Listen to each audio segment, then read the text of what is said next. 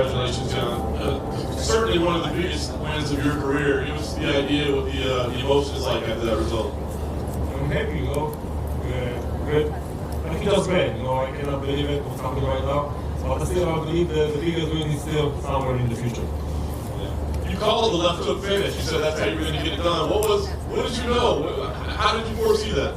No, I see this the left hook when I prepare for this battle in my dreams, when I do my mental training. So I just believe in that. Then I can hit him this left hook. I watch how Bisping do this in his fight 10,000 times. So I just know it will come. You're never a big talker, but after it, I saw you pointed down to your foot, you know, kind of in reference to the face-off, of course, at the media day. So give me an idea. I mean, was this an emotional thing for you? I mean, was this personal for you? Because when you do face-off, a few days before fight, he say, you've got small feet, yeah? I say, I don't know why he said that, and I say to him that he gonna feel it in the fight, my feet. And in the last of the first round, he feel it. And you said afterwards, you said, hey, there were rumors that he's going to get a title shot. Now I want. You didn't exactly make a strong case. You just said, maybe I deserve a title shot. So make the case now. Tell us why you deserve the next title shot. I don't know. I think I deserve. I beat Luke Rockhold. He's a great fighter. I knock him out. So maybe I would like to, you know.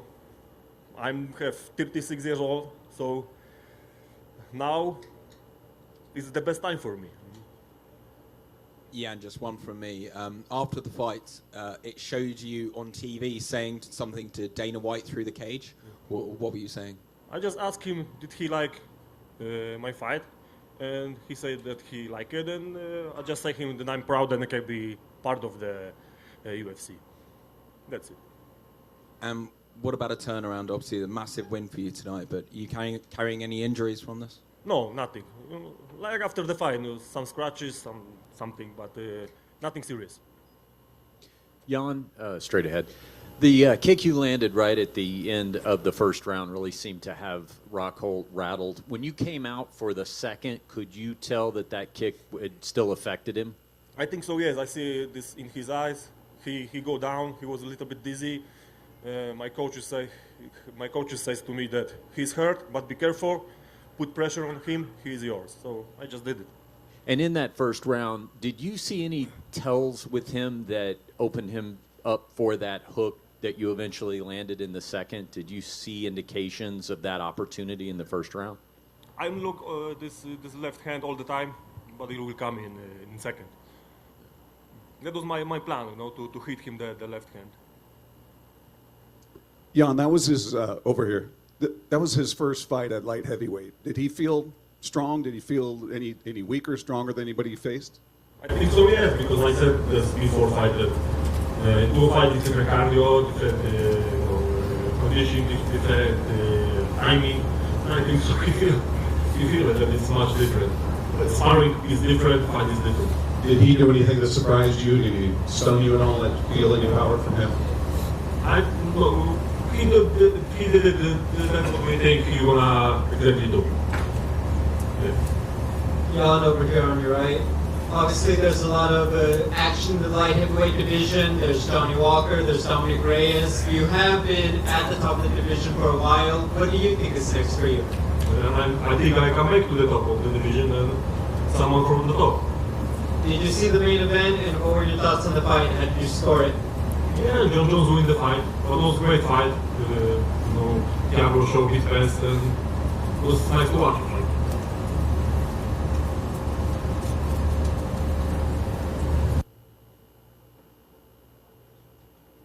That's all. So thank you.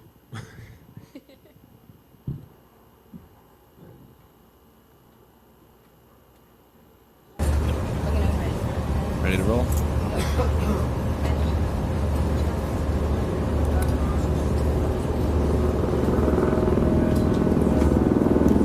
Well, Jose Young's here with MMA Fighting, sitting by Ant.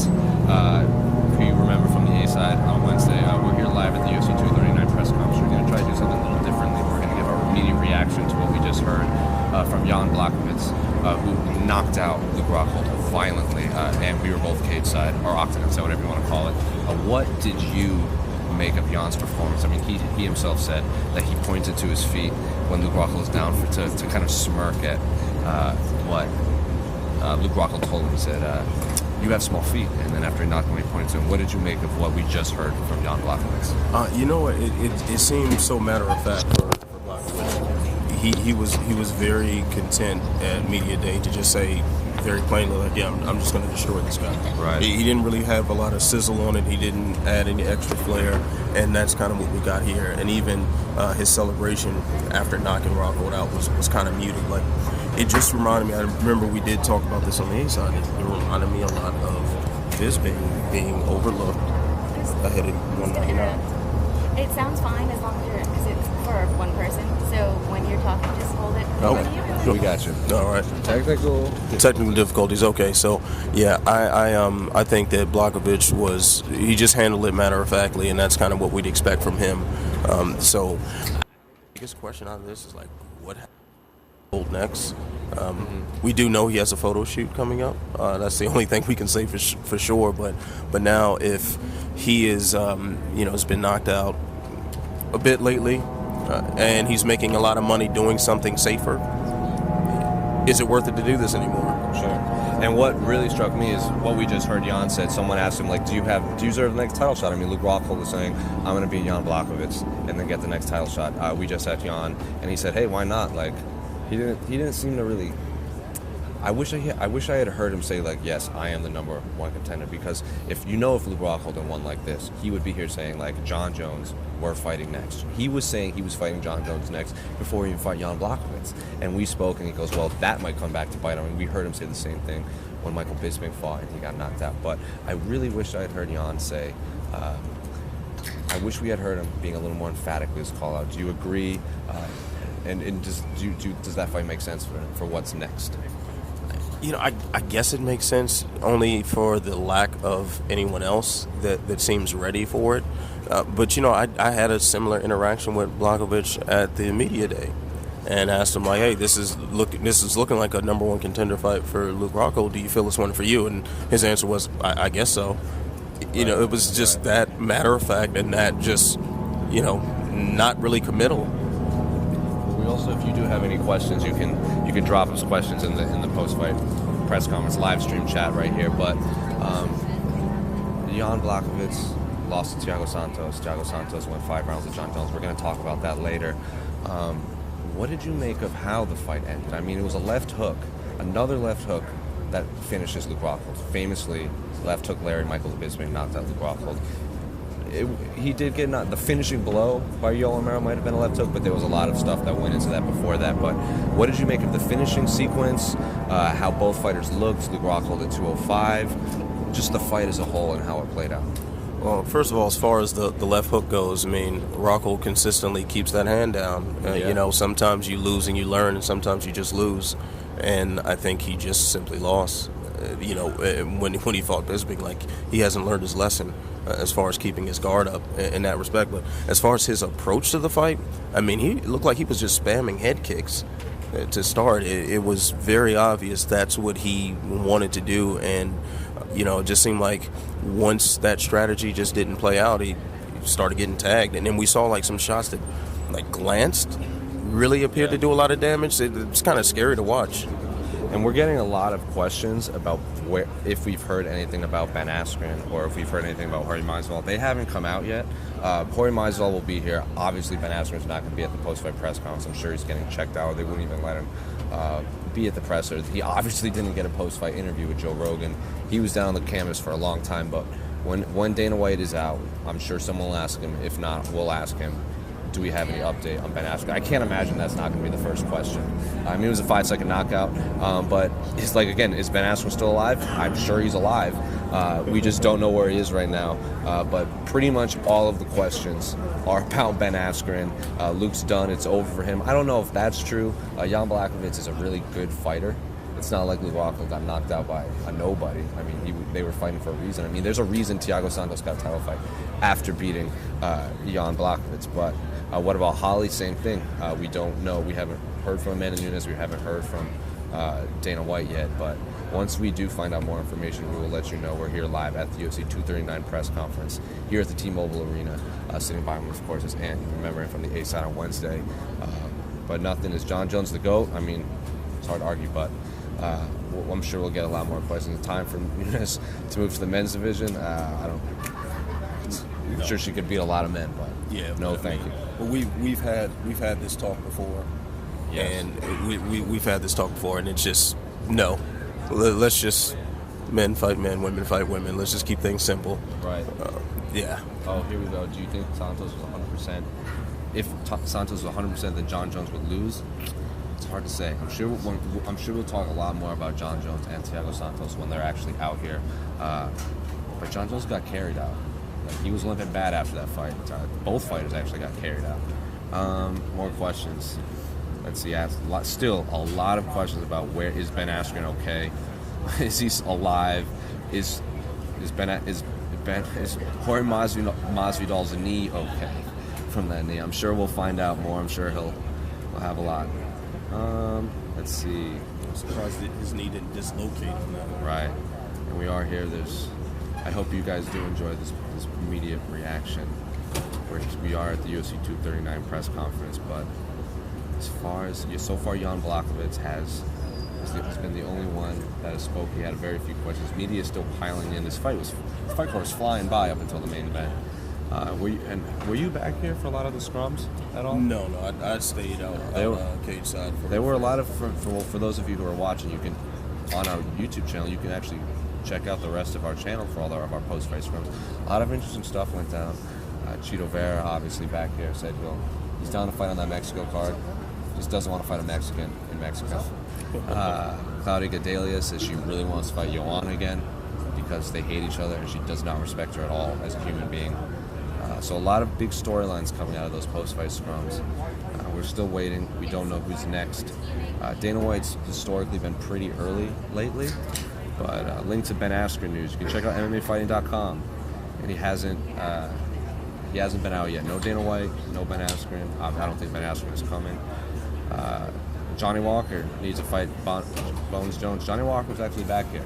He said he's excited to start training again after shoulder surgery, after hurting it doing the worm.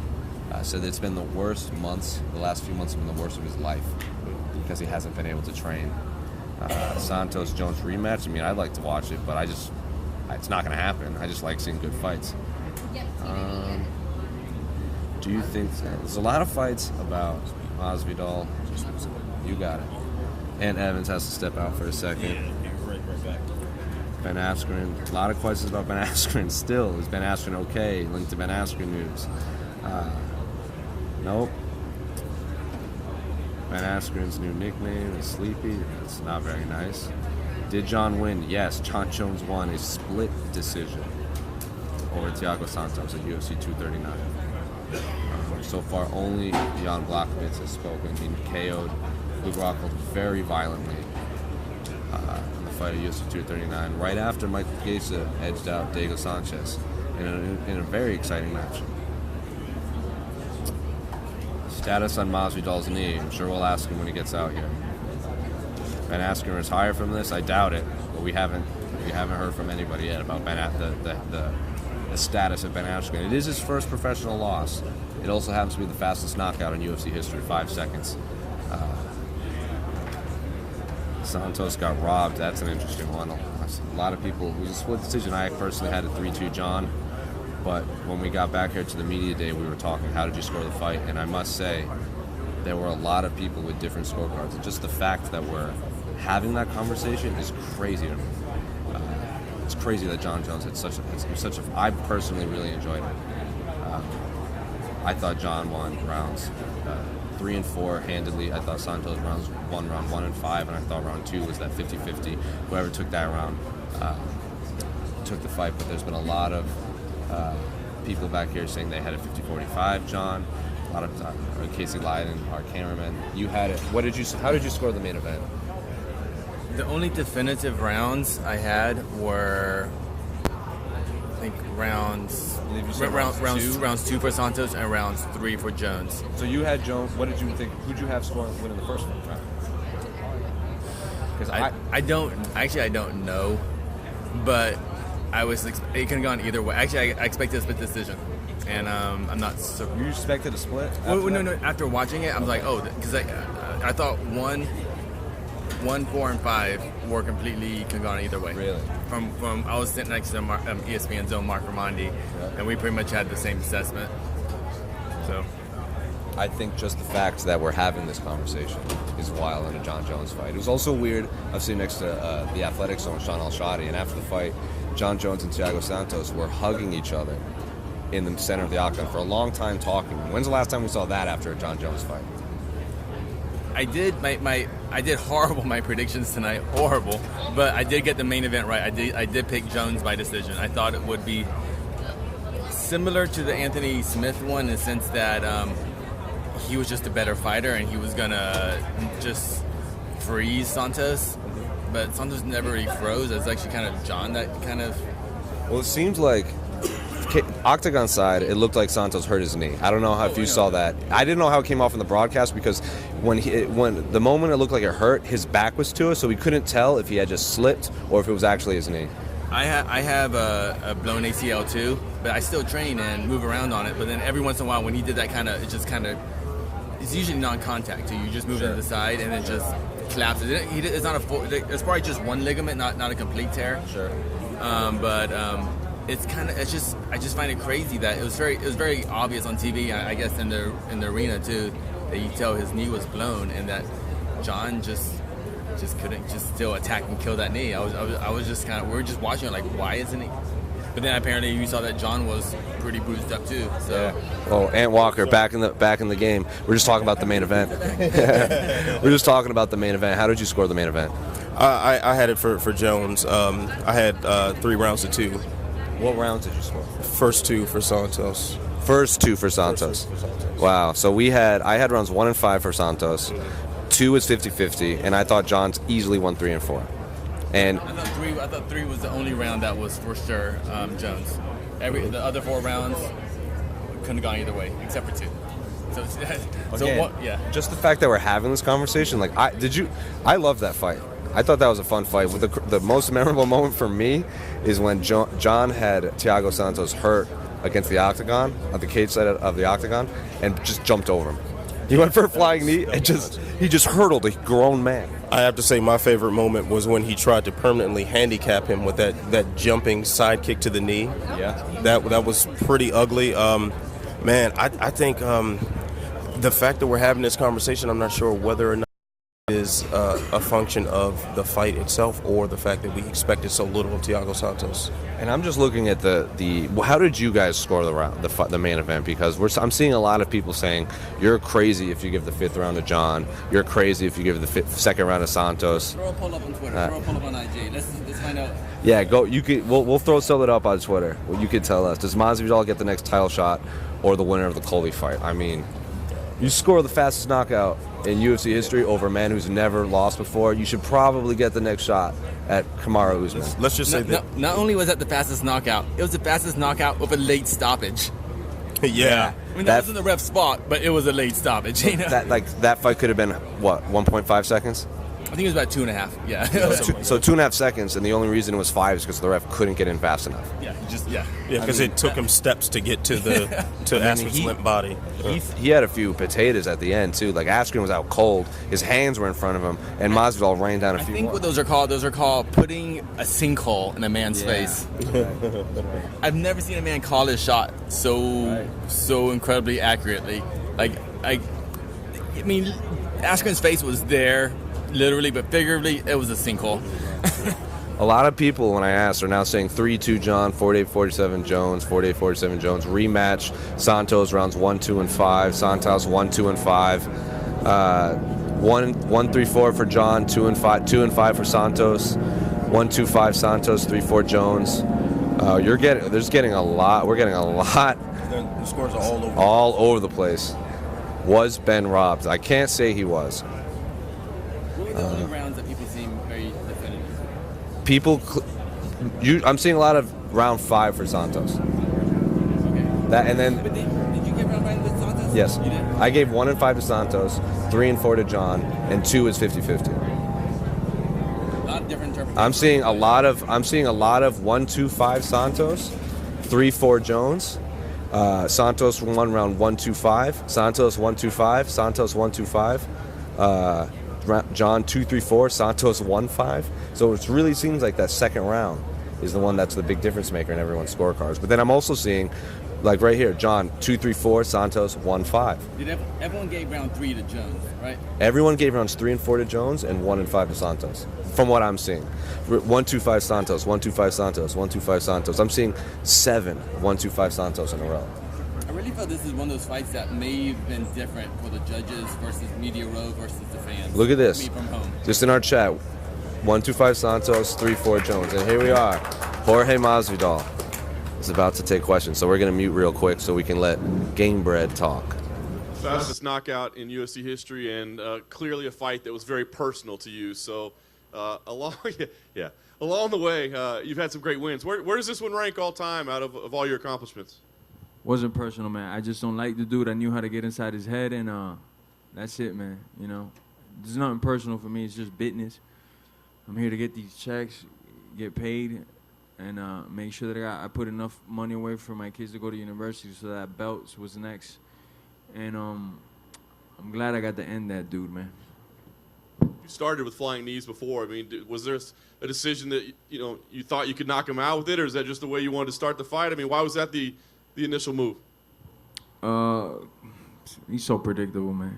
He's a scrub. But a part of me just wanted to throw it out there so he knew, like, if you do shoot like an idiot, like you only know how to, your head's going to get clipped, and that would put the brakes on him, and then I'd beat him up for 14 minutes and 30 seconds and execute him. Or, he took the bait. I put my hands behind my back. He probably thought we were going to fucking patty kick it up or something. I don't know. But he walked right into it, I saw some criticism. People say the punches weren't really necessary. Maybe They were super necessary. Why were they necessary? What do you mean, why were they not necessary? Because he was already knocked out at that point. But the referee hadn't pulled me off. And my job is to hit somebody till the referee pulls me off. So to those, I would say maybe don't watch him and may go back to soccer. I saw some other criticisms perhaps of your celebration afterwards. Any regrets at the celebration or your behavior in the cage afterwards? Man, there's not too many people that I've disliked. I have over 50 pro fights, and he's one of them, He talked about my manhood, talked about my culture, my ethnicity. Where do we draw? Why do certain people get to do stuff? You online, so you could do anything. Everything is cool before a fight. You're allowed to do and say whatever you want, like other fighters are not doing, talking about people's religions, wife, even kids. That's cool. But after a fight, I'm not allowed to showboat and rub it in your face so you and guys like you could see it and be like, maybe I don't talk so much shit because when I cross one of these real motherfuckers, they're going to make me pay for it, man. They're going to embarrass the shit out of me. And it's not over for Ben either. He still has to deal with me. If I see him at Whole Foods, I'm going to still slap that dude up because I don't like him. And last thing for me, I know after the last fight you thought, I'm going to get the title shot. You didn't. You took this one. Why now do you believe the title shot will be yours? It should have been mine, like you said, but, I don't know. I'm not going to sell my soul, man. I know they go around sometimes, telling, oh, you got the title shot or you, and then see who gives them the best deal. I want to get paid for my services. I think I bring a very real thing to this fighting thing, and that's just baptizing people. I'm not God, but I'm putting motherfuckers in another planet when I'm done with them. Jorge, on Thursday you told the schmo, I'm right over here, you had the head buster, the rib cage destroyer, and the kneecap defibrillator. Is it safe to say you gave Ben Askren the head buster? He got the head buster with no longer with us clavicle. He got all types of shit. Then he got those punches to the face, because I thought he was gonna get up. You said you want a title shot next. How soon do you want to get in the octagon with Kamaru Usman? It could be tomorrow. I'm ready. As you see, I know they said I was in a fight. The rumors are saying that I was in a fight, but I wasn't. A fight is usually longer than 5 seconds, so I wasn't in a fight. No injuries. I'm ready to go tomorrow. Lastly, from me, did that go exactly how you expected it to go? Yes and no. My whole vision of this, if you could get inside my head and replay my thoughts, were me beating his ass for 14 minutes and then putting him out like that. I really wanted to hurt him for as long as I could, as much as I could. Destroy his kneecaps, bust his ribs, make him piss blood, and then send him home packing. But, I think in a way he got off easy. Jorge in front. Congratulations. Thanks, sir. Did you see anything from what Robbie Lawler did in that fight that led you to feel like he would be vulnerable to that move tonight? Not just the Robbie Lawler fight, his whole career. He's always like, his face is a magnet to crotches. And if you want to try to touch my crotch and you're a dude, there's a heavy toll to pay, man. There's a heavy toll. This crotch ain't for dudes. And where did you get the dislike for him in the first place? Was it when he came into the UFC, or was it even before that? Well, now that that the fight is over, because there was a lot of he say, she say, what happened in 2008. He came to the gym, and my coach, Ricardo Laborio, told me, man, this guy's a good wrestler. Don't take him lightly, you know. I kid you not. As soon as we started, I picked him up, slammed him. We scrambled back to a neutral because he could scramble his ass off. We kept going. He couldn't score a takedown. I took him down again, but this is what MMA gloves, not throwing hard, you know, just like you're measuring charge. I took him down again, to which he out scrambled me and stayed on top of me for like a minute and a half. Didn't submit me, wasn't my guard, but didn't pass my guard. So when he was putting these comments out there, I was like, man, this guy's a fucking idiot, bro. He has to lie to himself to get himself motivated. You just gave yourself away. You're a bitch, you know? If you got to be lying about shit like that, you're a bitch. But I'm at American Top Team where dozens of champions come in there throughout the weeks. You don't think I have stories to tell of guys that I've decapitated or put down with a body shot or whatnot? But I don't do that because I'm a man. And we got a code in the gym. This is where we work and we sharpen our tools and then we display them to the world. He doesn't have those ethics and guidelines.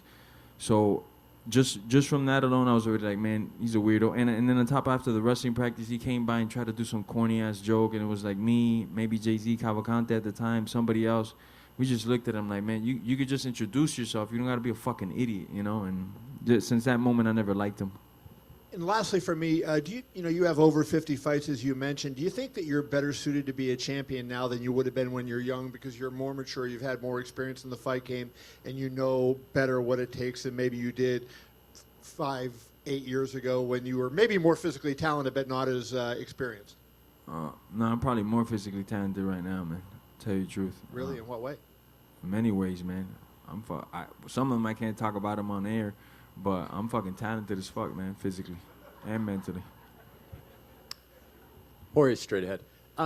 Dustin Poirier tweeted after your knockout that at dinner last night, Mike Brown and you had talked to him about this being the game plan with the knee, and that Mike Brown had even shown him video of you guys practicing that. So now that the fight's happened, can you kind of tell the story of that and, you know, leading up to it, how long you guys had been contemplating this? Well, it was in the back of my pocket, like, pull it out whenever you want, George. Mike Brown is like very, especially with me, he kind of just lays out the game plan and do it what you want, you know. We didn't know if I was going to open up with it right away, but we knew I was going to have it in my back pocket for sure, you know. And I did want to hit him with it in the first round. I didn't know if right off the rip or a minute or two into it, because mainly whether I hit him or miss, it kind of pumps the brakes on wrestlers like, whoa, if I shoot in, I could get my face rearranged and look like an idiot on TV. So I definitely wanted to put that out in the first round. I didn't think I was going to do it right off rip, but he fell for the bait so hard. I could just see how eager he was just to come forward. And so I put my hands behind my back and let him think, come eat. He didn't know it was going to be a buffet, though. He thought it was going to be a three-piece. Now you're getting the whole fucking MGM Grand buffet to the face, man. And even if the knee had not landed perfectly, was the idea that that would probably mentally alter his game plan as far as the wrestling focus moving forward, that it would be easier to dictate the pace of the rest of the fight? Well, three outcomes I thought from the knee. The first one. The second would have been I miss, and the third one would have been I miss, and he grabs my leg and he takes me down, and we scramble right away, and he finds out I can't hold this guy down. And I was cool with all three of those scenarios and outcomes. I don't think there's a fourth one, unless somebody could think of one. But those were the outcomes in my head, so I was like, man, these knees are just free from me. I'm not fighting a guy that intends to punch me in the face whatsoever. He's not a mean guy. He doesn't want to punch me in the face. He wants to hug my leg and put his face in my crotch. There's nothing. I could throw all the knees I want. I have nothing to worry about. Jorge, aquí, a tu izquierda. Hey, ¿cómo está? Muy bien. En primer lugar, felicitaciones por lo que has hecho. Hace un par de días te preguntaba cómo estabas, me decías que muy bien. Y además me decías que estabas muy contento porque decías que le ibas a partir la cara a un payaso y que encima te Señor. iban a pagar por ello, así lo dijiste. Sí, señor. Además, Sí estoy mismo encantado de le hablar en español porque de momento no hubo nadie que te hiciera hablar en tu lengua madre. Y, Ya tú oye, sabes. Ya tú sabes, brother. ¿Te imaginabas esto en el mejor de tus sueños? No en el mejor de mis sueños. En el mejor de mis sueños, yo lo iba a castigar por 14 minutos y enseñarle a él que es un hombre de verdad. Y mi papá está ahí y él es testigo. Mi papá fue el que me dijo, no quiero que hagas eso, yo quiero que acabes con él rápido para que le enseñes al mundo que tú mejor eres que él. Pero yo en realidad lo quería castigar por 14 minutos. Mi papá es el testigo mío. Ese era mi mejor sueño, que yo lo castigara en 14 minutos y después lo ponía a dormir. ¿Qué es lo siguiente para ti? What is the next for you? El título. Título. El título y hamburguesas. Hamburguesa. Vale, gracias. Jorge, over here. Yes, sir. Before the fight, did you sense any kind of fear in him? Because I noticed. Yeah. Talk about that. Man, I had that dude spooked out. It was funny to me that he kept saying he's under my skin because I didn't go to a press conference. He was bragging about that I didn't go to a press conference. Let me tell you guys a secret. I could care less to be here, man. If I could be right now In-N-Out Burger and some cheeseburgers and I wouldn't get fined for missing this thing, I'd be gone. No disrespect, because there's a lot of cool motherfuckers in here, bro. But I don't care, especially to fly across the country. I had a little bit of food poisoning, and I had staph. The first one that was in Atlanta, I don't know if y'all could see this, I had a good case of staph. And I just said, I'm not going to go nowhere like this, you know. So he was bragging about that. I was like, man, I'm going to catch this dude.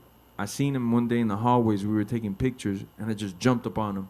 And right away, I could see how nervous he was. He's a deer in lights, stiff meister, you know. Similar how he ended up tonight, stiff as a fucking board. It's the same way he was every time I seen him, man. So I got no respect for him, because if you could talk that shit like this, you got to be able to do it in the FaceTime. If not, shut the fuck up, man, because we don't even know if it's you the one typing, man. It's just fucking, he just throws shit on the wall and hopes that it sticks, you know. It's obvious that you guys don't really love each other, but is there a chance that maybe one day you guys could drop the beef, or do you think is this a permanent thing? Oh, no, it's not beef, because if it was beef, it'd be different. I'd be at the front of his house waiting for him right now. It's not beef. This is just, I don't like my coworker, we could say, but this is not beef, you know. This is just some idiot I don't like, you know. But my job, thank God, you guys got to be jealous of this for me. I get to punch the coworkers I don't like in the face. Thank you, man. You got it. Hey, George, right over here to your left. What's up, man? Aljamain Santos, Eagle Broadcasting. I don't think there's any kind of slow motion camera that can capture those, if they could, capture those 5 seconds. Where in those 5 seconds did you know that you had it in the bag? As soon as that dude signed the contract, man. As soon as he was acting like he wanted to come forward, and I put my hands behind my back and like signaled to him, and he was like, yeah, for sure, I'm putting my face in your crotch. I was like, all right, I got you, bro. For sure, I got you, bro. You're such a fucking fish, man. Appreciate it. Thank you. You got it. Jorge, right here. What did Dana say to you in the Octagon after the finish? Be nice to him. That's what I remember. I don't know. I'm sure he said a couple other things, you know, but he was just like, be nice to Ben. Be nice to him now, you know. Because I was telling him, like, why'd you put me to fight with this guy? Because I believe, and a lot of the media also believed it. Not a lot, but some of the media, that this was a step back for me. I've been fighting fucking... I fought Eve Edwards over 10 years ago, but that guy's a fucking fighter. That guy's a stud, bro. You guys might not know who Eve Edwards is. If you don't, shame on you. Go do some research. I've been fighting badasses for a long time. To get put in with this guy was a setback in a way, you know. I'm glad, though. I'm going to steal that fucking high fight for my title now, because they were saying this is the greatest grappler ever. I think Joe Rogan said it's like grappling two guys. All the media was behind this guy. He's fucking 38-0 or whatever the fucking bullshit record he has. You know, so he's obviously something in the grappling community. But to me, as far as fighting goes, he doesn't rank in my top 10 victories. And then at Media Day, I brought up the fact that Dana said he wanted to build a PI in Puerto Rico, and you said... I'm gone. Yeah, and you said... I'm gone. Puerto Rico, here I go. Did you talk to Dana about that? You said you wanted to meet with him. Dana ain't talked to me about that. He might be a little mad I did his boy Ben like that, man. I know those two are real close. What happens if Colby wins next month? How do you determine who gets the title shot? How do you figure that out? I don't know who if that's Dana, if that's Hunter, if that's Sean Shelby. I don't know of them who does it. But I think my body of work speaks for itself. If you want sheer violence, you know who to call. If you want other shit, man, fucking guys going to press conferences on time and posting on their shit, then you know who to call, man. But if you want somebody who's going to give you this fucking violence, you know who to call.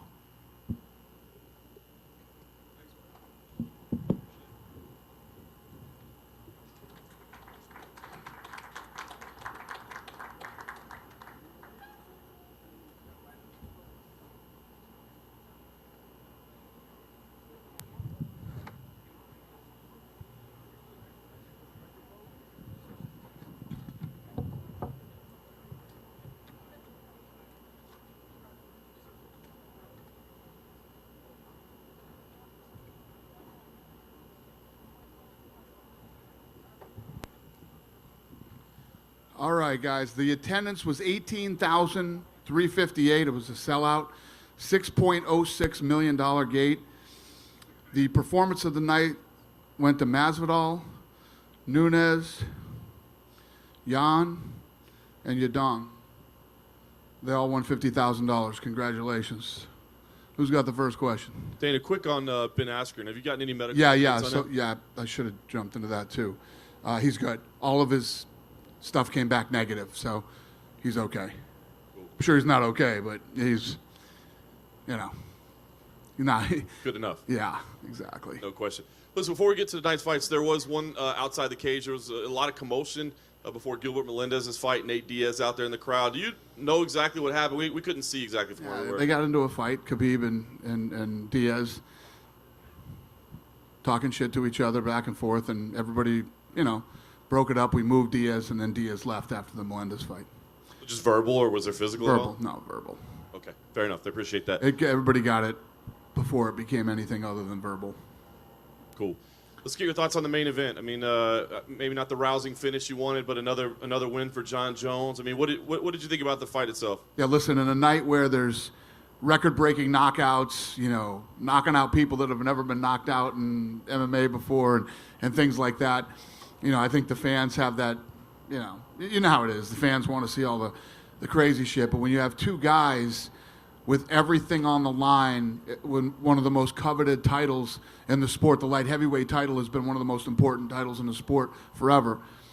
These guys are fighting a hard fight, busting each other up. It's not the most popular way to win, but he won the fight. It's a fight that you openly said you had wanted to see, and then you get this close result, split decision. Is it a fight you want to see again? No. I had John Jones winning that thing easily. When I heard it was a split decision, I was like, what the? That's nuts. So, yeah, he won the fight. The thing you got to understand, too, is when you're somebody like John, who, he's fought all, name the names in the light heavyweight division. He's fought them all. He's beat them all. He's had, we'll call it a hard life outside the octagon. And he comes back and continues to beat guys the way that he beat DC. He beat Smith. He just wins this fight against a very tough, durable, strong, powerful guy who came to win.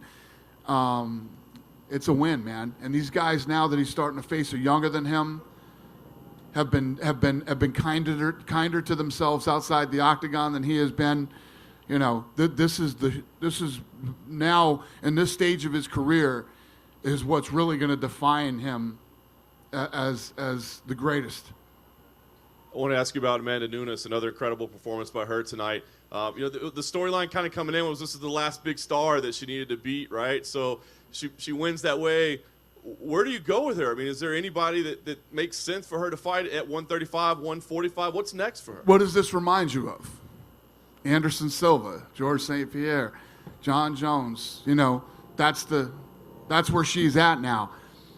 She wants the Cyborg rematch, and we're down to make the Cyborg rematch. So, Cyborg always thinks that I'm being whatever to her, whatever. I'm not. I don't blame Cyborg for not wanting this fight. I don't blame her. I'm not trying to say anything about her. If she doesn't want it, that's fine. There's always somebody else. She's got both belts and she's willing to defend them both, and she's healthy. You hear these people. It's like you guys were asking me a million times leading into the Cejudo fight and other fights that we've done this with. What if they have both belts? They can't defend them, and I'll go in and I'll say they got to give up one belt. We gave them the opportunity. We thought they could do it. This woman. So even when you look at Cejudo, and again, he'll be fucking calling me in 20 minutes, bitching at me about this one, but it's like. Cejudo fought up a higher weight class, and I told you guys that night, what he did in that second round, what he came back from was unbelievable, and I'm like, I'm going to give it. But he got hurt in that fight. He's out now. He fought a big, strong kid, and now he's hurt. She's not hurt. You know what I mean? She's fighting all the best in the world, destroying them, and she's not hurt. I just saw her skipping down the hallway in the background when I was walking here. She's like in the best mood. This woman is tough, man. She's unbelievable. Pound for pound, one of the greatest of all time. So, but there will be somebody next. If Cyborg doesn't want the fight, then there's somebody next. Dana, the last one I wanted to ask you about was Diego Sanchez. A lot of that fight took place right in front of you. The corner work took place right in front of you. I just wonder kind of what your thoughts are on what happened with Diego tonight and on his future. I mean, I know you've always had a soft spot for him, but I love Diego Sanchez. I love everything about Diego Sanchez. And, you know, that kid is, when you talk about somebody who was put on this earth to fight, it's what this kid was born to do. He loves it so much. And you saw tonight the way that he was treated by the fans. The fans love this guy. And he fought, you know, Chiesa's going to be scary at that weight, man. He was huge, huge. And every time Diego tried to grapple with him, he couldn't. You know, he was overpowered. And Chiesa fought a good fight. Diego's, you know, like 14 years, 15 years, this guy's been in the UFC.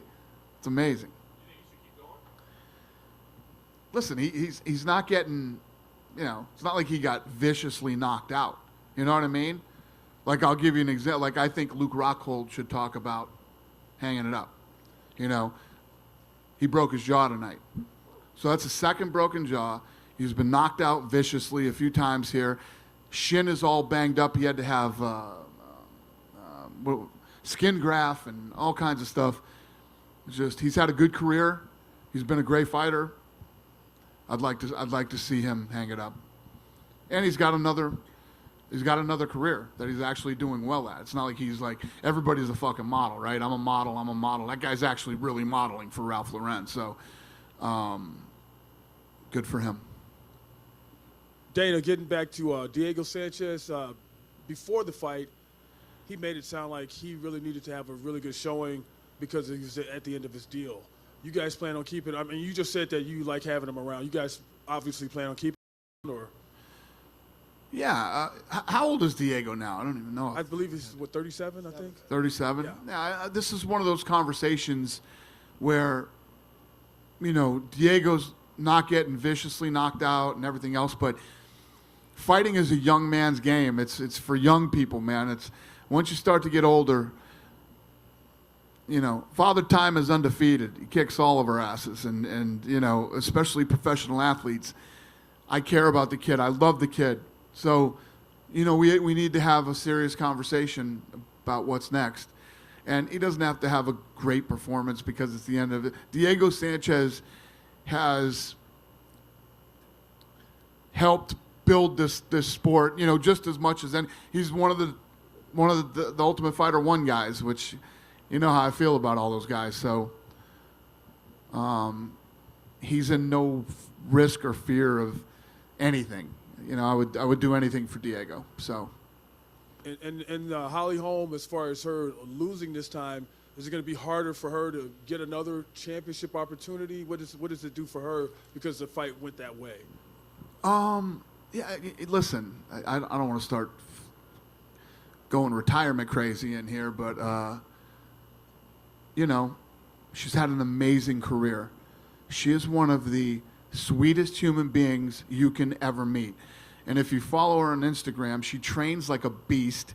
You know, she's almost 40 years old, and she's in ridiculous shape. The things that this woman can do physically with, like, the rings and, you know, gymnastics and all that stuff is phenomenal. She's an incredible athlete. She's an incredible human being. I don't know. I think that she needs to take a look at, you know, what's next for her and what she thinks. I'm just saying that because I care about her. I care about her as a person. She's amazing. So, I don't know. It's something we should probably talk about. Thanks, Dana. Yep. Dana, you said about Diego, he was a guy put on this earth to fight. That's what he's born to do. I think there was another guy that same way, Jorge Masvidal. What was your take on what he did? Yeah, that dude's a killer, man. He is. What a brilliant plan, execution. I mean, everything of that flying knee was brilliant. If you're going into a fight with Ben Askren, you can 99.9% predict that he's going to try to take you down right out the gate, and that's That's what he thought. He set up the flying knee perfectly. He landed it perfectly, and it was super impressive. Do you think he, given the way he's won these last couple of fights, he deserves the title shot against Usman? First of all, Usman isn't even healthy right now. This guy's still. I don't know when he's going to be cleared to fight. When he gets into camp, how does his training camp start going once he starts from? So I can't even talk about who's next with all that stuff. If Askren won tonight, it'd be, what do you think of Askren? Is he next? We'll see what happens. When you look at Masvidal, I mean, he's a guy that struggled kind of when he first came to the UFC. He lost more than he won for a period of time, and now he looks so dominant and so strong, and he's such a great talker. I mean, he seems to be a guy that if you get him a title shot, he could, really become a star for you. Have you ever seen a guy kind of had that kind of mid-career turnaround like he's had, where struggling and now all of a sudden becomes such a big factor? So what's weird is with Masvidal is when I first saw Masvidal, I said, man, this guy is so talented. But it was almost like his head wasn't really into it. It's not until recently that this guy started getting serious about fighting. And when he did, holy shit, yeah, it's impressive. Was there anything that you know of? Like, did you have a conversation, dude, you're not into this? Or No. was it just something he did on his own? Yeah, he just did it on his own. It all just started to turn around. Sure. And then just one last thing. When you look at him, where he's at right now in his career, do you think he has another level even to get to? I mean, just 2 fights ago, he lost to Wonder Boy, right? I mean, so it seems like he maybe even could get better than he is right now on the progression he's at. Yeah, I mean, that's up to him. It depends on how serious he's taking it, how hard he's working and training, and yeah, I mean, the guy obviously has the potential to be incredible, and he's just he's unique. He's unique. That dude's a fighter. That guy is a guy that if he wasn't doing this for a living, he'd be doing this anyways, somewhere else, illegally probably. Dana, over here, to your right. Hi. Hi there. So John Jones had a very tactical fight tonight, and I think a lot of people expected him to be more aggressive. Do you think that he gets enough credit for being such an intelligent fighter? Like I said earlier, this is his style tonight is not a very fan-friendly style, especially with the craziness that went on tonight. But yeah, at the end of the day, you have to respect the way he fought, the guy he fought, who is very powerful and has been undefeated since moving to this weight, hits hard. But John kept pressing forward. He was the one moving forward all night, and he fought a smart fight. He fought the fight that he needed to fight to beat him. Yeah, and finally, you mentioned Amanda Nunes in a list of some of the greatest fighters of all times, not just as a great female fighter. Have you talked with her about giving her any kind of special or boosted marketing push to get her out there and really sell her and not just her fights? Yeah, well, we do. I mean, we do that. We have a team that, goes out and does tons of PR with these guys when they're not fighting. And we've done that with her. But with some people, it just takes a little longer. Some people, it's funny saying it now, but nobody cared about Chuck Liddell when Chuck Liddell, it wasn't until he knocked out Tito that the whole thing blew up and went crazy with Chuck Liddell. Anderson Silva. I mean, I remember having conversations with Ioli back in the day about how many times this guy won and, the things that he was doing, and he didn't really become a star. It doesn't, then Ronda Rousey bursts onto the scene and becomes the biggest thing ever. Conor McGregor, because it's different with different people and takes different time. But let me tell you this. So tonight, there was almost 19,000 people here. We did a $6.06 million gate. And when I tell you the numbers for this thing are all off the charts, I mean, the numbers tonight were massive for this event in every way. Even we did a fucking 50-50 raffle, and the numbers are insane. They're like $100,000 with the 50-50 raffle, right? So all the numbers are big, and Amanda Nunes is the co-main event. She's a part of that. So, you know, when I hear people talk about, oh, well, this one isn't a star, that idiot. What's the idiot's name? What's the idiot? I'll give him more fucking PR here. What's his name? Ravel, okay? Guy's out running 40-yard dashes and shit. This guy likes fucking attention, okay? This guy likes attention, and I'm going to give him more attention. You know, he says, the worst thing that could have ever happened tonight is Amanda Nunes won. She's not a star for the UFC.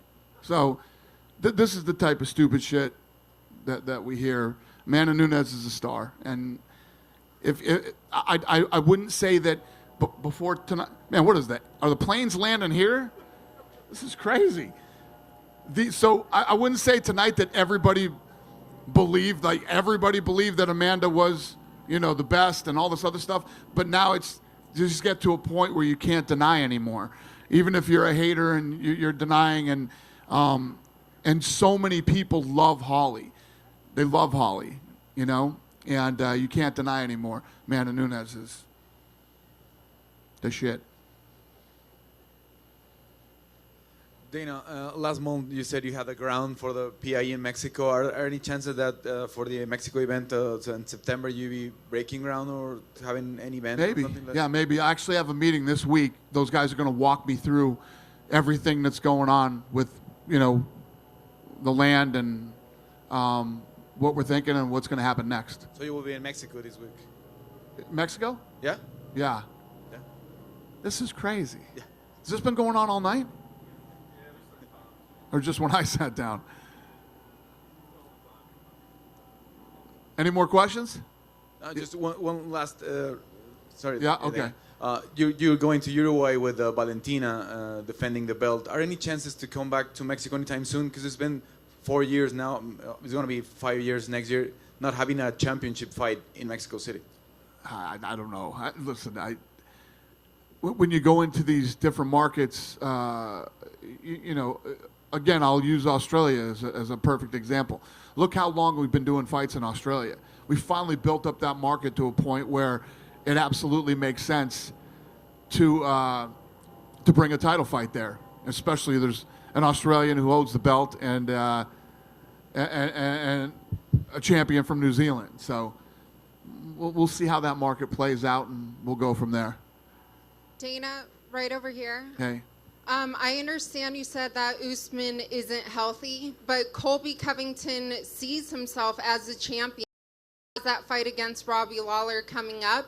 Regardless how that fight plays out, is Jorge Masvidal next in line for the title shot, though? No, nobody is. There's nobody in line right now. When Usman is healthy, and we know that he can fight, we'll figure out what's next. Thank you. Dana, hi mate, how are you doing? Good, buddy. How are you? Good, thank you. Rather than moving it forwards, you've been to a lot of UFC events over your time, yeah? Yep. Pretty much all of them. Yep. Even in the crowd in the first couple. Right. Yeah. Is that one of the most dramatic nights you have ever witnessed in the history of the UFC? Yeah, it was awesome. I love when big cards that have a lot of hype behind them deliver. You know, and this one definitely had hype. I mean, I don't know if you guys felt it, but we felt it. This thing was tracking huge on pay-per-view. You know, and they just had the buzz and the energy behind it. And think about this. It had Francis Ngannou and Dos Santos on it, right? And then Sugar Sean O'Malley was on the card, and the card took a couple of hits, and still just was such a stacked card. It was big. Well, I wanted to ask you yesterday at the press conference, but I didn't want to jinx it because of the jinxes in the last 3 years, if you recall, on this particular event with Amanda, with Max Holloway, with John Jones, and so on. Right. John Jones tonight, you haven't said it yet, but he could have taken the guy down. He went into Santos's backyard. He had the left hook cocked all night for the surprise knockout. Isn't Jones incredible that he wants to fight everyone else with their tools to prove how good he is? I wouldn't say that he fought with his tools. You know, obviously Santos cracks. You know, he hits hard and he's a powerful guy. But John Jones does too. I mean, John Jones has those nasty spinning elbows. He throws elbows on the inside like they're hands. He hits hard, kicks hard. I mean, he knocked Cormier out with a head kick. He's a very well-rounded guy too. And then finally on Amanda, do you think she's one of the greatest of all time? Yeah, absolutely. And in answer to your question, if people aren't shaking with adrenaline tonight, they haven't watched the event properly. Thank you very much. Thank you, sir. Always a pleasure. You guys good with me? Yeah. Was Masvidal's knockout? Oh, yeah.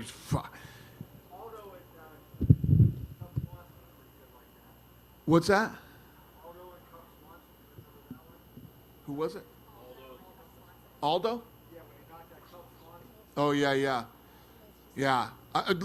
Listen, we could probably, if you looked back and saw some of the knockouts that have happened, there's some nasty ones, but that one, not only how it landed, how he went down, but how many times he tried to get up and couldn't get up, and yeah, that was vicious. And I bet if you talk to him, he remembers nothing about leaving the octagon, or God knows when he starts remembering again, things that he remembers after. Probably wasn't until he was in the ambulance or something like that. Yeah, that was one of the most vicious knockouts I've ever seen.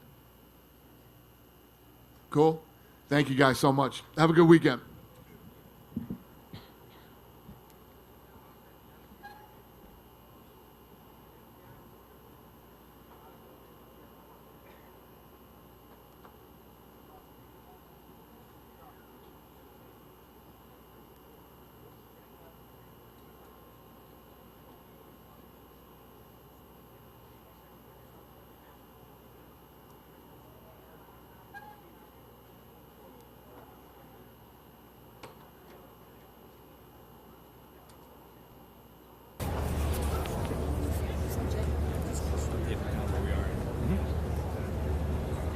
And we're back here, Jose Youngs with Ant Walker. You remember from the A-side, which Sure Dog, of course. But we're here at the UFC 239 post-fight press conference. So far, Jan Blachowicz came out. We spoke about him before. Jorge Masvidal spoke, and Dana White spoke. We're seeing a little bit of movement. We're seeing if anyone else is coming. We can cut back to them. But anyway, Jorge Masvidal, we'll start with him before we go into Dana, who's going to talk for a long time. He said, knocks out Ben Askren in 5 seconds. Said there was no beef, but he wanted to hurt that dude. What did you make of what he said? What did you make of the fight? There was a lot to unpack from that press conference. Yeah, it's amazing that we have so much to talk about it with 5 seconds of action. But it looks like someone is making their way here. Yes. Here's John Jones is about to come up, so we're going to kick it over. Right. Oh, no, Thiago Santos. It appears Thiago Santos is up now. He's being helped up to the thing, so we'll kick it over to him.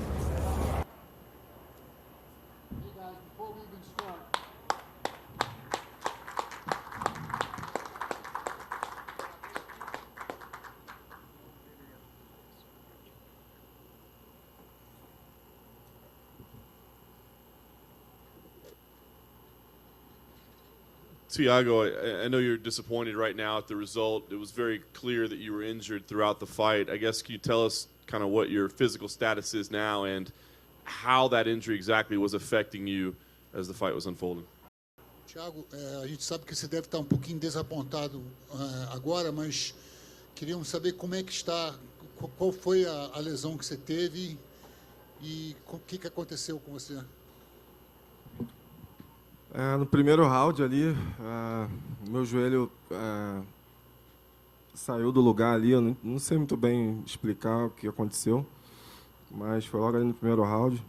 Não foi nenhum golpe dele, não. Eu mesmo pisei, não sei explicar o que aconteceu.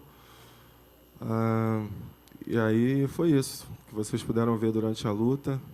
Me atrapalhou um pouco durante a luta, mas eu tentei fazer. Eu fiz tudo que eu pude nas condições que eu estava. Então, deixei tudo lá dentro e é isso. You know, everybody saw in the first round, it wasn't anything that John Jones did to me. I felt the knee go out, and, you know, it really bothered my fight. Everybody saw I did everything I could, fighting on a bum knee, and I fought the whole fight like that. A lot of times when people fight John Jones, they come back afterwards and say he was better here. He was different than I expected. It was it was different than I thought. How did things play out versus your expectations tonight? Muitas vezes as pessoas lutam com o John Jones falam que foi diferente do que eles estavam esperando. O que você achou? Não, a luta tava do jeito que a gente treinou, tava boa. Eu estava enxergando tudo, todos os golpes dele, eu estava bem consciente durante a luta. Realmente o joelho me atrapalhou os meus ataques, né? Então, mas não foi surpresa, foi exatamente o que eu treinei, foi o que aconteceu. No, everything happened like we thought it would, like I trained for it. I was seeing everything. The knee really got in my way, but I didn't see anything. There wasn't anything happening that we weren't ready for, I wasn't trained for, I wasn't seeing. Last for me, you certainly deserve credit for your effort tonight, but when you lined up for the judge's decision, they start reading out a split decision. I mean, did you think you had done enough to win? Did you think you were going to walk away with the title? Bom, e depois, lá na hora da decisão dos juízes, eles acabaram dando uma decisão dividida. Você achou que você tinha feito bastante para ganhar a luta? Eu achei que a luta foi bem apertada. Eu achei até que eu atingi mais ele do que ele me atingiu. Mas, não sei, no final ali eu estava muito desapontado pelo que aconteceu com o meu joelho e eu não pude dar 100%. Então, enfim, é isso. I thought that I hit more, I pointed more, outpointed him. But, with my knee like that, it's about as much as I could do. So I know it was a very tight fight, though. Tiago, when you hurt the knee, when you came down and you hurt the knee, he seemed to notice that and he went right after you. And you landed a combination. Do you think you hurt him in that combination you landed right after you injured the knee? You kind of pushed him back? Na hora que você machucou o joelho, ele veio para cima de você, você acertou ele com a combinação. Você achou que machucou ele naquele momento? É difícil lembrar assim muita coisa da luta, né? Foram 5 rounds. Mas eu lembro que eu machuquei ele muito com meus chutes, nas pernas, no joelho dele também. Algumas vezes minha mão conectou, mas não chegou a entrar como eu queria. A minha progressão, que a gente treinou tanto, que era avançando, com o meu joelho ruim, impediu que eu fizesse isso. Então eu não conseguia progredir muito. Toda vez que eu atacava progredindo, meu joelho falhava e eu caía. Por 2 ou 3 vezes eu caí tentando atacar ele por causa do meu joelho.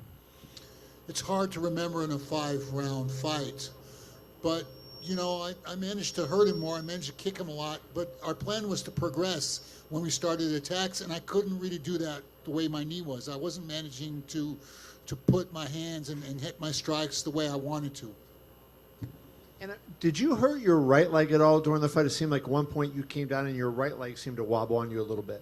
E a perna direita? Você machucou a perna direita em algum momento? Não, era apenas o meu joelho esquerdo. A perna direita normal de chute, é natural que eu saia um pouco machucado, porque quando eu chuto, às vezes pega canela com canela, pega no joelho, então, mas é normal. O machucado mesmo era no joelho esquerdo. No, it was my left knee. My right leg is a little bit banged up because of the kicks. They hit the shin, it's bone on bone, so it gets a little banged up, but it's not really anything. And last thing, were you surprised at all he didn't try to take you down given what was going on with your leg? Você ficou surpreso que ele não te botou para baixo, não tentou te botar para baixo com a sua lesão na perna? Assim, eu acho que ele não estava seguro de tentar, porque eu estava o tempo todo fintando o joelho, fintando o uppercut também. Então eu estava fintando bastante porque eu estava ouvindo os corners dele falar para ele aplicar o takedown. E então eu estava fintando muito o joelho e tal. Então a minha movimentação também eu acho que dificultou. No, I think that I was listening to his corner and I was faking with the knee, and I think he didn't feel security going into there, So, I think that my feigning, my movement kind of made it hard for him to get the takedown. Tiago, aquí, a tu izquierda. Aquí. Primero en español, first in Spanish and then in English. Tú me dijiste que tú impactarías al mundo, que sorprenderías al mundo, pero al final no pudo ser. You said me, you will shock at the world. And what happened? Você falou que chocaria o mundo e não aconteceu. O que aconteceu? Aconteceu o que você viu, ué. Não tem muito o que falar, pô. Eu fiz o que eu pude nas condições que eu estava. É uma luta. A gente não tem 100% de certeza que vai ganhar. Mas eu estou satisfeito. Eu deixei tudo lá dentro, mesmo com o joelho machucado, desde o primeiro round. Eu fiz 4 rounds apenas na base de canhoto, sem poder me movimentar como geralmente eu me movimento, sem poder aplicar meus golpes como geralmente eu aplico. E é isso. Eu não choquei o mundo pelas circunstâncias, mas não foi demérito nenhum, entendeu? Nas condições que eu estava, fiz o que eu pude e estou satisfeito. I think you saw. I mean, you can never be certain of what's going to happen when you get into a fight. I fought four rounds with a bad knee, and I still fought, and I still moved forward, and that's the way it happened. I'm satisfied with what I did. In the condition I was in, I thought I put on a good fight. Marreta, falando de novo da marcação dos juízes na luta, né? Você se lembra a conversa com seus corners, com seus treinadores, em que round, se eles chegaram a mencionar, você ganhou esse round, como estava a pontuação, você teve o controle da luta, você lembra de que round você estava ganhando? Peraí, mas deixa eu dizer primeiro. Okay, so what he's asking is if Thiago remembers between rounds what his corners were saying, if he'd won the round or if he lost the round. A luta foi muito parelha, acho que não teve um round tão convincente assim, então a gente estava muito na dúvida, então eu sempre voltava achando que eu tinha perdido o round. Na dúvida, para mim, eu perdi, então eu sempre tentava voltar fazendo mais, né? Nenhum round assim eu tinha a convicção e a certeza de que tinha ganho. In none of the rounds I was convinced that I'd won, and when in doubt you go out as if you're losing. And that's what I tried to do. I wasn't really sure, and like in doubt, I just moved forward. Certo. Tiveram 2 momentos na luta que eu, pelo menos, tive a impressão que você sofreu um knockdown. No segundo e no terceiro round. Você chegou, de fato, foi knockdown, chegou a ficar, não sei, perto de ser nocauteado? Como você lembra desse momento? Foi um chute alto e uma cotovelada giratória, se não me engano. There were 2 moments when I thought you'd taken a knockdown in the fight. One was on a knee and another was on a kick. Were you at any moment stunned by those strikes? Não me recordo de ter tomado nenhum knockdown, não. Me atingiu realmente com golpes limpos, golpe forte, mas fiquei um pouco tonto ali, mas não se caracteriza knockdown. No, I didn't feel like I got knocked down. There were some hard punches. I felt them a little bit, but I don't think I got knocked down. I don't remember being knocked down at any point in the fight. Ok, minha última pergunta então, Thiago. Passados 5 rounds basicamente de trocação, nenhum momento de luta no chão, né? Passados 5 rounds de luta com John Jones, muita gente fala que ele é imbatível, né? Você que teve essa experiência hoje, como você analisa ele e você consegue essa resposta, dizer ele de fato não é imbatível, é possível vencer o John Jones? After 5 rounds fighting John Jones, which is more of a striking match, it never went to the ground. People say that John Jones is unbeatable. What do you think? Do you feel that? Eu continuo achando como o que eu achava antes de lutar com ele, que ele é um ser humano, é um homem como outro qualquer, sente dor, sangra, acusa os golpes também. E é isso, eu acho que não existe ninguém invencível. Eu tive muitos bons momentos na luta e eu acho que eu pude provar hoje que ele não é invencível, que é possível se fazer isso. I'm of the same opinion that I was when I went into the fight, that he's a man like any other man, and he bleeds, he feels the strikes. I had good moments in the fight too. So I think, no, he's not unbeatable. You know, he's a man just like any other one. Thiago, first, very impressive performance. You went out there to fight somebody who is considered the best of all time. Can you describe what your day was like from the time you woke up today to before you walked out for such a challenge? Bom, você subiu, acordou de manhã com o desafio de lutar com um dos melhores lutadores de todo o tempo. Você pode descrever como que foi seu dia da hora que você acordou até a hora de você subir no octágono? É diferente, né? É uma disputa de cinturão contra um cara com o nome do Jones. Realmente são áreas diferentes, né? Existe uma pressão, não tem como negar. Mas foi maravilhoso, foi bom viver tudo isso, essa experiência nova para mim. Feliz em ter chegado onde eu cheguei, em disputar o cinturão, em fazer 5 rounds, quando muita gente dizia que eu não passaria do segundo round. Até o próprio Jones falou isso, que se passasse do segundo round eu não aguentaria. Eu pude provar o contrário. Então eu estou muito feliz. You know, you get up in the morning, you know you're fighting for the belt against one of the best on earth. It's a pretty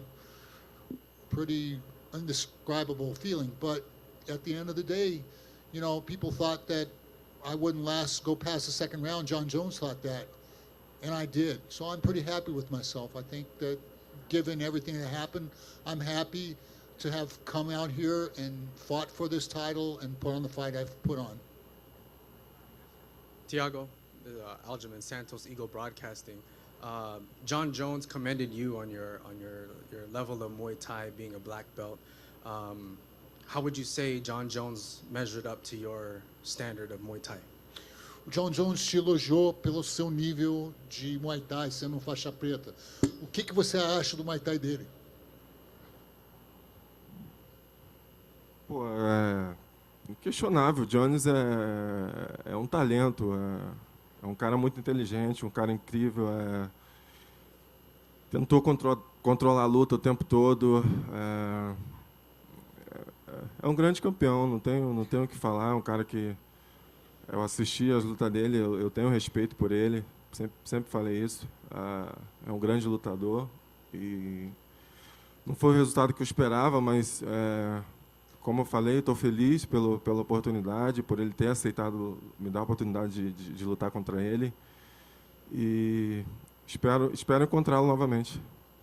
You know, John Jones is unquestionably a great fighter, very intelligent fighter, always he's always intelligent in there, you know, and the result wasn't exactly the way I wanted to, but I'm still happy that I went out there and put on a fight and put on a 5-round fight against who is unquestionably one of the best fighters in the world.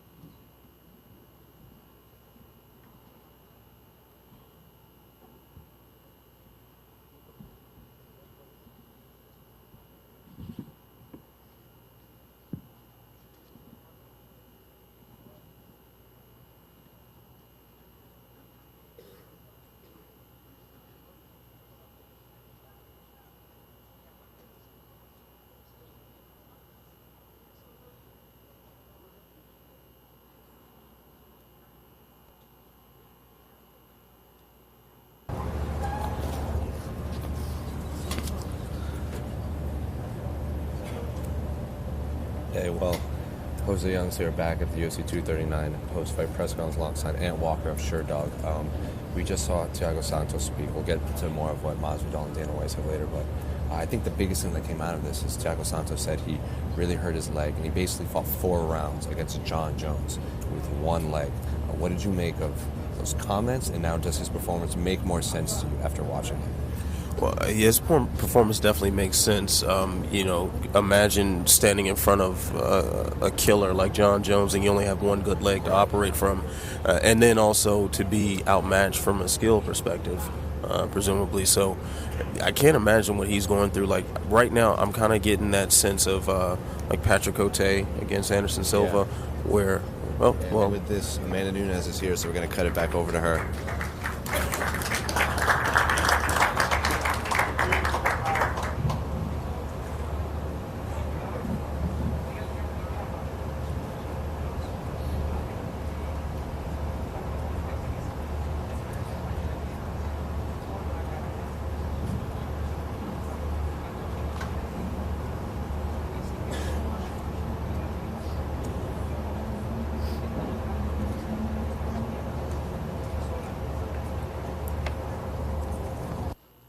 Well, Amanda, another big win for you. You got the new belt that you wanted. You got, more history being made every time you fight. Tell me what this win tonight means to you. Means a lot. Like I said, my whole interview this weekend, this is about keep making history. Keep proving I'm better than all those girls in my division. Once again tonight, I prove it. You were kind of feeling each other out a little bit back and forth early, and then right before that finishing sequence, you kind of smiled a little bit in there, it looked like. Do you remember what was going through your head? Did you think, I've got this figured out? Because she showed up different tonight. I thought Holly's going to move a lot. I thought she's going to in and out, run a little bit, try to clinch me. But she showed up she stays still there. And, I have to, do something else. I have to do plan B because my first will always chase her, and she kind of show up different, and it was better for me how she show up tonight. It was a little hard to hear for us in the cage. You said the high kick, you in the locker room, you just decided you had this vision or you had this desire, you saw it. Well, explain that. Honestly, me and my coach Catel, we've been doing this for so long, and in the actually was this weekend. I was in the hotel room. Me and Nina started practice, hook, straight, and finish with the leg kick, because I knew she's gonna run that way. And every time before I sleep, we always doing over and over. So Mai's gonna catch her with this one. I'm gonna doing this, and I have the best coach in the world, and we do this over and over. Was something that I have the whole time. I don't have a chance to show yet, but tonight was a good night to show. I'm very happy about that. No doubt. I know you want to enjoy tonight, but it's interesting. Next week, Durandame versus Ladd at 135. A few weeks later, Cyborg and Spencer at 145. Are you looking at those two fights? Is that kind of your plan, is to check those out as number one contender fights? What's the plan for you? Yeah, definitely I'm going to be watching. This is possible, can be my next opponent. And we'll see what's going to happen on all those girls. Amanda, congratulations. Thank you. Did you get a little fired up when you saw Masvidal, what he did, and you're coming out after that? I did. He opened up for us. When I saw that, the energy was to the roof. I'm going to go in there and do the same. And I did it. It was awesome. Those kicks that she was giving you to the knee, they seemed like giving you a little bit of trouble for a while in the beginning. And then what was the adjustment you made to kind of get it?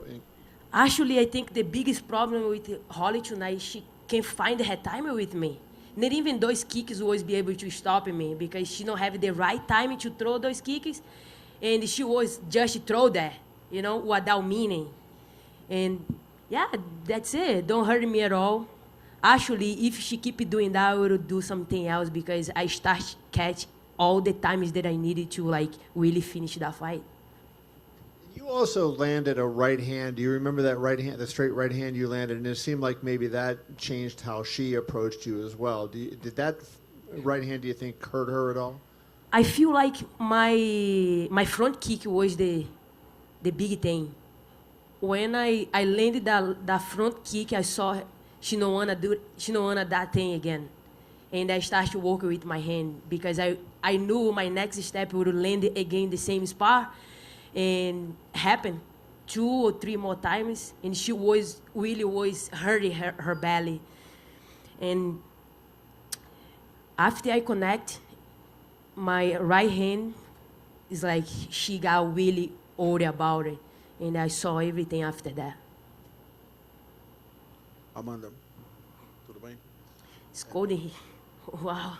Amanda, você conversou com a mídia brasileira na terça-feira, né? Fez um hangout com a gente. E perguntei sobre se o UFC tinha te oferecido uma luta com a Cris Cyborg. E você me disse, na coletiva de imprensa, eu vou vencer a luta e na coletiva eu te respondo. Eu não vou te responder isso agora. Sim, ele ofereceu, sim. Como foi essa negociação? Por que a luta não saiu do papel? Ele falou pra mim, tem a luta com a Cris, logo depois da luta com a Holly. Você aceita? Eu falei, aceito. E no dia seguinte, quando eu fui na social media, ela assinou com outra luta, eu não entendi nada. Então, eu não sei onde é que está o erro aí, não sei qual foi a negociação entre eles. Mas eles me ofereceram a luta, sim. No dia seguinte, ela já estava com uma outra luta. Não entendi nada. Tá. Bom, minha outra pergunta, Amanda. Você venceu a Cyborg, a Misha, a Holly, a Germaine e a Honda, que são 5 ex-campeãs do UFC. Todas elas no primeiro round. E você muito tem se falado sobre o seu legado. Você clama que é a melhor lutadora de todos os tempos do UFC. Sou. O Dana hoje, inclusive, disse que você é uma dos... incluindo com os homens, nível de Anderson Silva, Saint-Pierre, enfim. De olho nisso, que tipo de próximo degrau você pode ter em rumo ao... Posso assumir que a Valentina, sendo a única que você só venceu por pontos, possa ser o seu próximo degrau? Velho, ela teve duas chances pra ganhar pra mim. Nenhuma das duas ela provou nada, que era melhor que eu. Você assistiu a luta? As duas. Então, eu acho que... I told her that, you know, Holly, I said little girls should have Barbie dolls of you. They should have posters of you on their wall because you're so courageous. You're so courageous. I mean, most people don't want to fight the Ronda Rouseys of the world. Most people are happy being a gatekeeper or like a C-level fighter. You know, Holly, every time she steps up to the challenge against the meanest girl, the girl who's the killer, you know, and she does it with grace and with a smile on her face. And, you know, even the way it worked out tonight, I could see her wanting a rematch. She's just that type of person. She has big balls. She has big balls. And I'm so proud of her. I am so proud of her. Thanks, John. You're welcome, Tate. Hey, John, right in front here. You fought the fight you wanted to fight. And you know how judges are notoriously inconsistent. Had the scores gone the other way, would you be angry at yourself for the way you fought? No, I wouldn't have been angry at myself. I would have felt like I could have done more. I would have been motivated and inspired to get back in there and do more in a rematch. But it didn't go that way. You know, my coaches, Greg Jackson, Mike Winkeljohn, all the guys, they've been around for a long time, especially Wink in the kickboxing department. And he was pretty sure that I won the fight. His energy, he wasn't worried. And that's why when the judge was reading the final verdict, you know, I put my hands up way before they gave the announcement because I trusted my coach's opinion. They said, John, you clearly won the fight. I haven't seen it yet, so I got to get back out there and watch it and, you know, criticize myself and see how I can get better. I wonder when he did hurt his left leg in that sequence you referenced before, you seemed to notice it and you kind of went after him and he came after you with a combination. Did any of those land on you and bother you at all? I think the best punch he landed was earlier, maybe the first round, where he actually knocked my mouthpiece out. Outside of that, I will have to watch the fight very closely, but I felt like the majority of his punches. He showed a little bit of a weakness in my defense with some of the leg kicks. But as far as my instincts, when someone's throwing punches at me, I feel like, you know, they're not the most technical, you know, bobbing and weaving or what, but I do make people miss. I'm curious about your lack of combinations. I mean, was it because he was so powerful? Like, you didn't throw a ton of combinations, it didn't seem like. Kevin. What do you think you did? I felt like, no, I didn't throw a lot of combinations. You're right. I just felt like I played it smart. It was very humbling for me. I felt like I played it smart. At the end of the day, I think it means a lot to my team that they have a champion. And you're not going to always look incredibly impressive, you know, especially against a warrior, mighty warrior like Thiago. So just the win, I'm super satisfied with, really. Yeah, I'm really excited about that win. And last thing for me, you know, I know you got to get healthy before you start thinking about what's next, but obviously there's a big fight next month. Would you fight the winner if they showed you the money? Absolutely. Absolutely. Me and Daniel, we're both speaking the same thing. It's going to be a super fight, and the only reason why it hasn't happened is because of, I think, UFC scheduling. When the UFC is ready for the fight, they know they have two guys who are willing and able, and they'll approach us, and they'll just say, hey, you know, this is what you guys are going to get paid, and I'm sure me and Daniel will be happy. And if Stipe were to win, would you be willing to fight him as well? Yeah, absolutely. I'd be willing to fight Stipe as well. I would rather fight Daniel because I feel like I have his recipe. But I fight Stipe too. But really, man, to be honest with you, Kevin, my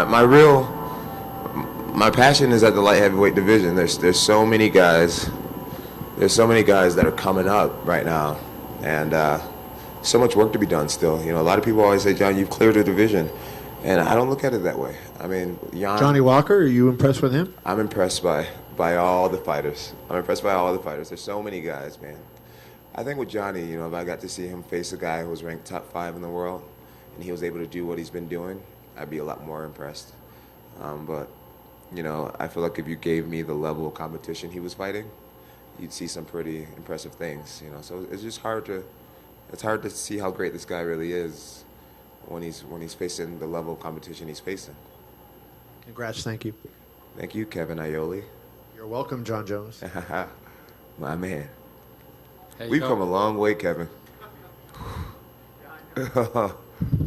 We've had our ups and downs. More downs for sure. You keep on creeping your way back into my life somehow. I don't know how you're doing it. Hey, John. Hey. John. Hey. You talk a lot about Thiago's power. Yes. Did you get surprised about his power or anything in his game? No, I expected it, and I think that's why the fight was so boring. You know, I didn't want to get caught with a big shot, and I played it smart. You know, people would have loved it if I would have been reaching out with jabs and crosses and getting into those exchanges. But not only does he hit hard, but he hits fast. And so I'll go back to the drawing board, and I'll get better for sure. You know, especially I'm excited for our rematch when it happens. I want to see Thiago work his way back up the ladder, and I think he beats most light heavyweights. So I know he'll be back. I don't know if it'll be in a year and a half, but when he does come back, you'll see a different strategy out of me for sure. What did you talk after the fight in the Octagon? Oh, Thiago was just like, hey man, when you come to Rio, let me take you out. I was like, yeah, let's do it. I could see him being a good time. So I'm excited to. I love Brazil, man. I really do. People try to create this dialogue of oh, you've beaten so many Brazilians, you know, and I tell people all the time, I've beat way more Americans than I've beat Brazilians. I really respect that country a lot. I mean, a lot of the greatest fighters have come from there, and the people are just so loving and so welcoming to me. I think they respect me a lot, and yeah. Much love for Brazil. Do you want to fight in Brazil? I would love to fight in Brazil. I really would, but not against the Brazilian. I think they say something like, "Who?" I'm like, "Hey, yeah, I can't say it. That means you will die, and I don't want to die."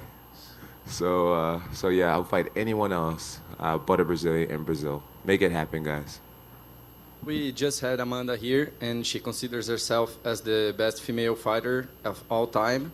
What do you think about that? And do you consider yourself as the greatest fighter of all time?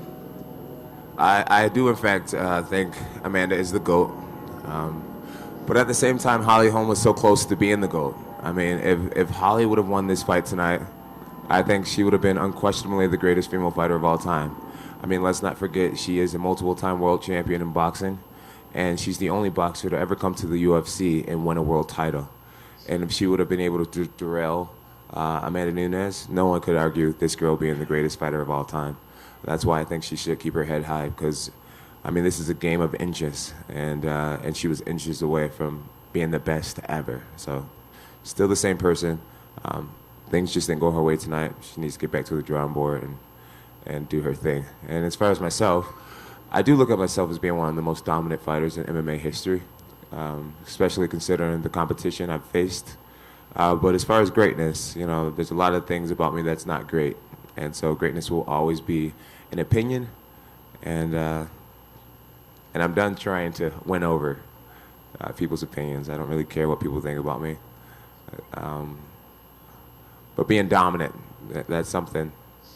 I could be a real douchebag and be the most dominant. And that's something I'm striving for. But what is your opinion? Excuse me? I could be a real douchebag. So the internet's going to be like, he already is a douchebag. I'm like, okay. But what is your opinion? Who you are the greatest fighter of your time, in your opinion? I think I'm one of the most dominant, but I don't want to sit up here and toot my own horn. There's been a lot of guys that do a lot of great things. Thank you, John. Thank you, sir. Hey, John. Hello. Over here, dude. Hey, what up, dude? Full reptile. All right. Good to see you. Congratulations tonight. Thank you, mate. Mate. So, obviously you were throwing a few super special moves out there. Were you inspired tonight by Jorge Masvidal's flying knee when you threw yours? No, I've been working on flying knees. I've been working on that a lot. Maybe somewhere subconsciously, him throwing one is why I went for one, but that's something we practice a lot. I thought the moment would be there, which it was. I'm not sure if it actually landed on him or not. I got to go back and watch it. But, you know, with a little bit more belief, I probably would have caught him with it. But, yeah. Thanks a lot, man. That's it? That's it. Easy day. John, one question right Yes, here. sir. I spoke with you in LA at the media day, and I spoke with your coach Greg Jackson at media day here, and you both used the phrase, the unexpected becomes expected when preparing for Thiago Santos. After spending 25 minutes with him, did that statement become true in your mind? Yeah, absolutely. You know, we expected some capoeira techniques, which is very unexpected for most people. But for us, because we've seen him so many times throughout training camp, I mean, he didn't come close to landing any type of spin attack. They looked, I felt like we saw it coming from a mile away. And I think that's one of his greatest gifts, is that unpredictability. So, yeah. He's not as unpredictable as people think. You just got to study a little bit more. And, yeah. All right, John, congratulations on the win. Thank you, sir.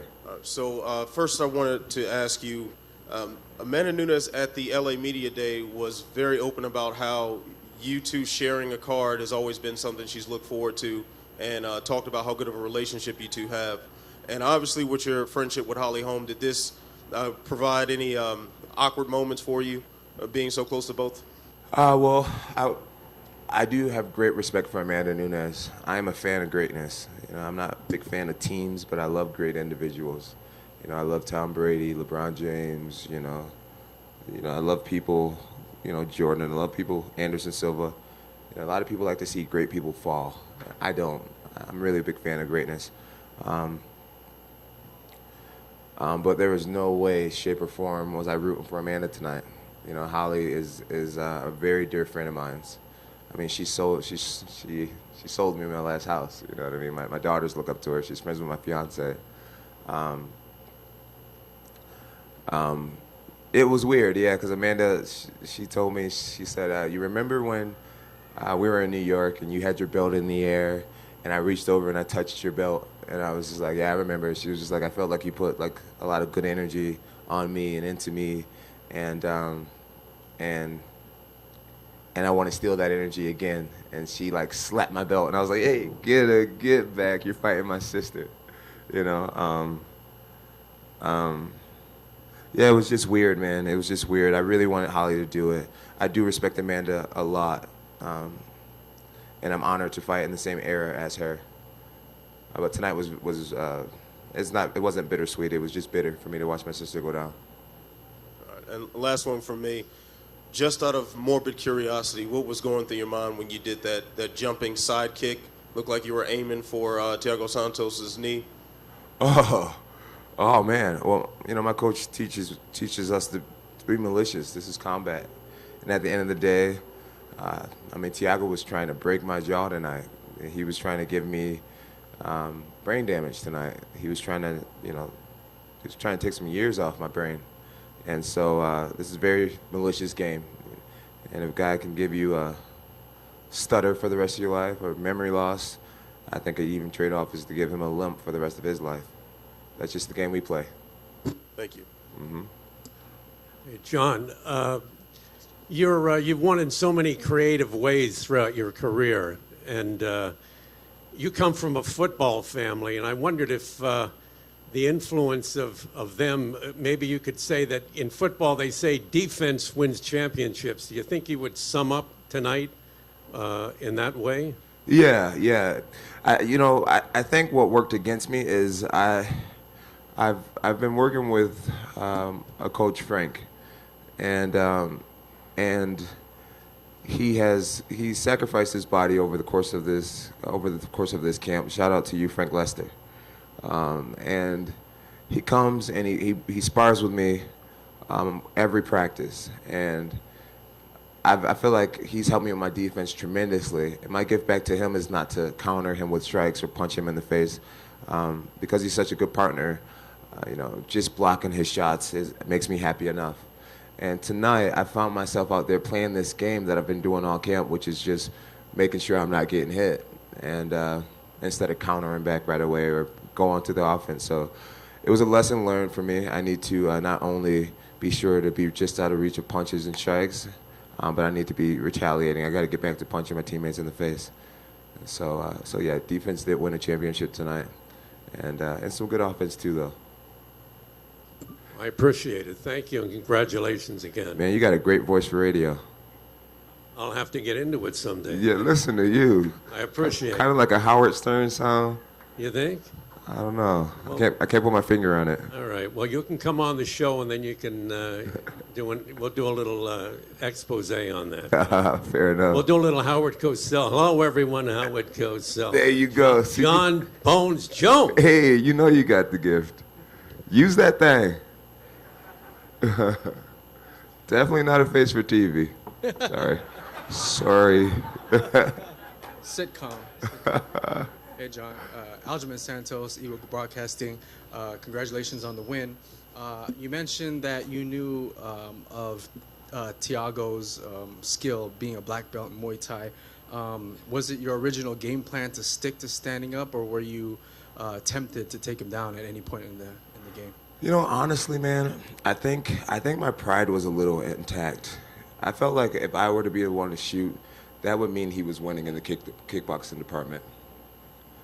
I think I could be honest enough to say that. I think my pride was intact. It was a very challenging match on the feet. And I didn't want to give him the satisfaction of having to take him down. And so I stood there, and I stayed ultra focused for 25 minutes straight to avoid those powerful shots, and land my own, and I won at where he's strong. I'm not too worried about a rematch because I know there's a whole different can of worms I could have opened, and they were never opened. I don't think I even attempted to shoot on him, and I'm curious what will happen when I do shoot on him the next time. Is that going to be something like your MO for future fights, maybe, that whatever strength your opponent has, is that what you're going to study and focus on doing? Yeah, I feel like a challenge for you. Yeah, for sure. I feel like I've been doing that for a long time, just trying to fight the guys that wear their best. I'm here for it to be hard. I want good challenges, and every time I go through crazy, I learn a lot about myself. I learn where I'm weak. I learn where I need to improve. Tonight, I'm going to watch this fight probably 8 times, and I want to figure out how other light heavyweights are looking at me right now, and I'm going to be my own biggest critic, and I'm going to try to be better. So comfortable, that was working against me tonight. I had no sense of urgency to overdo anything. I was just out there cruising and winning the rounds, and that's not cool. People want to see me go out there and finish people and go hard. And so I think my comfort and familiarity with the Octagon kind of worked against me tonight. And so I am willing to fight in December. I want to fight in December, but I got to make sure the fire is like well lit. If that makes sense. Yeah, my last question, Jones. So after December and March, now we didn't hear anything about that picogram or whatever it is. So is it a done deal forever? I hope so. Hey guys, God bless you. Get home safe. You're in Vegas, have a little fun. And I love you guys. Love the fans that are listening. I love you guys so much. Thank you for the support. It means everything. You are my motivation. And God is good. Jesus is number one.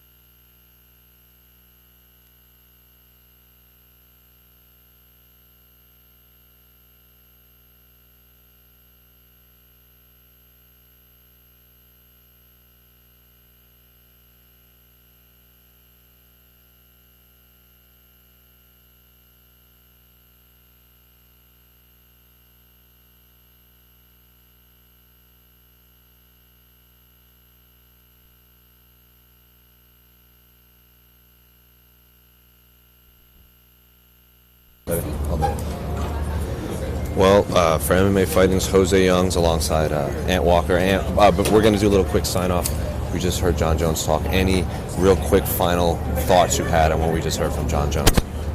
Sounds like Jones is really comfortable in his own skin now. Yeah. Like he seems more relaxed every time we see him. He's like playing with his food out there. I don't care what he says. He knew that leg was hurt. He was playing around. Yeah. Dangerous still, man.